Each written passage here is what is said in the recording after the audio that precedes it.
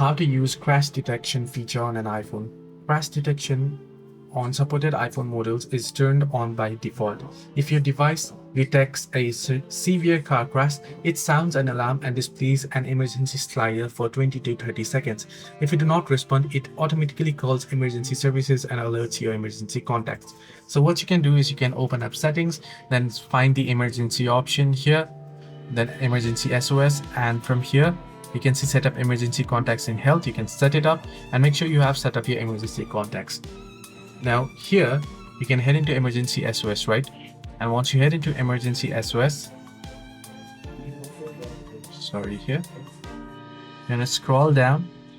You can see here various options: call with hold and release, call with 5 button presses, call quietly. But if it is available in your device, you should also be able to find the crash detection and toggle on call after severe crash. Now it's not available on my iPhone. Hope this video was helpful. To like and subscribe.